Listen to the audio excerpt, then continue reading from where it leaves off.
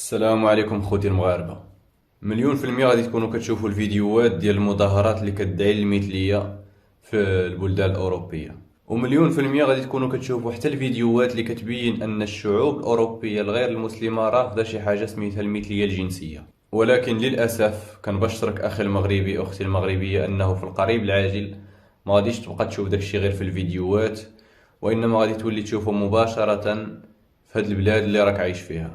حيت البارح لحد 25 يونيو 2023 دارت واحد المظاهرة في كازا من تنظيم واحد الحركة نسائية اللي سميتها هي. خرجوا شي عيالات ومعاهم شي أشباه الرجال وبداو كيغوتوا مالكم، حقا ما حقا المرأة كتعاني في هاد البلاد ونحن نطالب بحقوقها. ايه مزيان.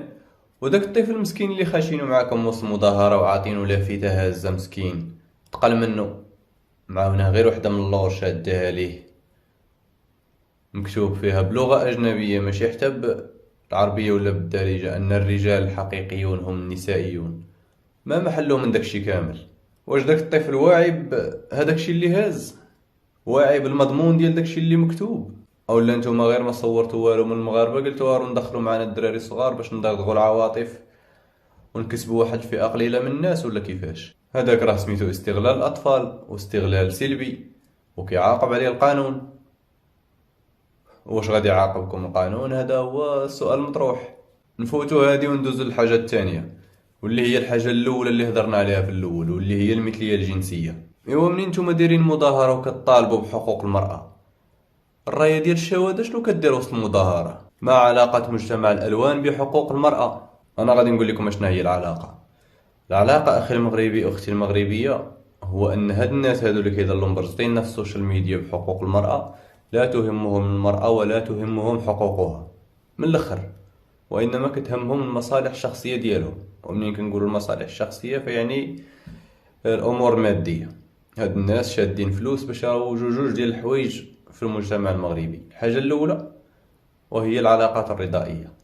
بغاو يردوا العلاقات الجنسية الرضائية حاجة عادية في المغرب، ما يبقاش كيجرم عليها القانون. ومنين كنقولوا علاقات جنسية رضائية فهي الزنا، بالدارجة هي الفساد من الاخر.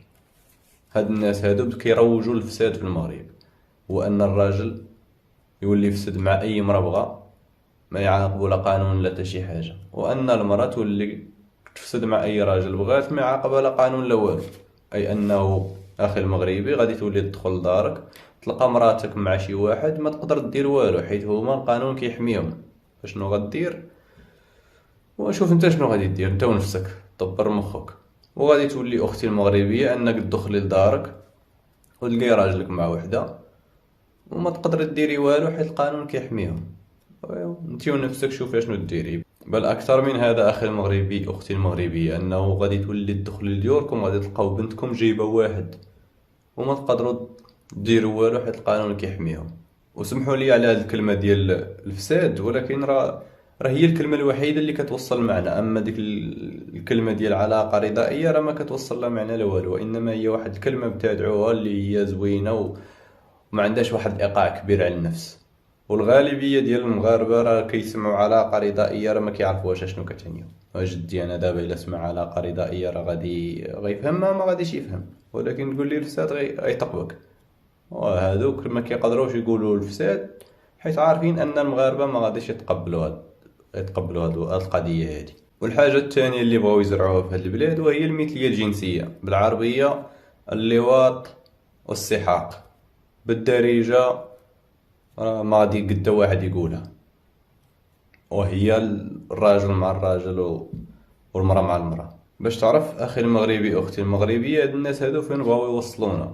يمكن انا وانت وانتي ووالدينا راه ما غادي يصوروا منا والو حيت حنا كبار وواعيين وعارفين، ولكن خوتنا الصغار راه ما عارفين والو، غادي يبقاو كيزرعوا فيهم داكشي غير بشويه بشويه. علاش؟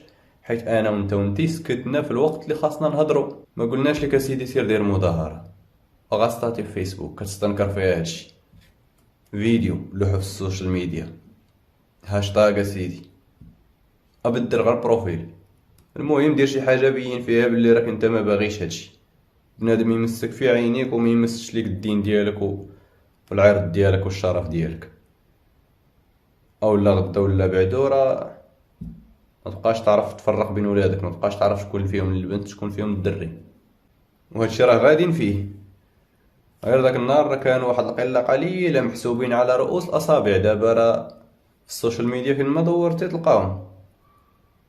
والله العظيم ولاو كثر من كلمة لا إله إلا الله، وليتي تشوفهم كثر من هذوك اللي كيقول لك أودي لا تمر قبل أن تكتب الله أكبر. وهادشي راه خطير الإخوان. إلا بقينا ساكتين راه حنا اللي غنولو برانيين وسط بلادنا. غدا ولا بعد غدا تخرج للزنقة تلقى بنادم عريان تحشم نتا اللي خارج لابس حوايجك، تولي نتا حاس براسك براني. علاش؟ حتى في الوقيته اللي كان خاصك تهضر بقيتي ساكت. هما راه شفتي راه ما تيحشموش، يدعون الى الفساد وما كيحشموش. تخرج نتايا تدعي الطريق المستقيم حشمان وخايف ومارق، حتى واحد ما كيموت جوج مرات. تبقى ساكت راه غيديروا فيك ما بغاو. وحنا ما كنحرضوا حتى شي واحد يدير شي حاجه اللي هي ضد القانون او لا ضد الدين، بالعكس. هادشي اللي كنطالبوا فيه في صالح الدين وفي صالح البلاد وفي صالح كل شيء. ولكم واسع النظر، كل واحد فيكم راه مسؤول على راسو ومسؤول على وليداتو. الدولة بعدو يسولك ربي ما تعرف ما تقول ليه. ما هاز سيف ما مقاتل ما والو، عفمك 3 ساعة. وما يحاربون بأفواههم نوض أخويا تتحارب عبفمك.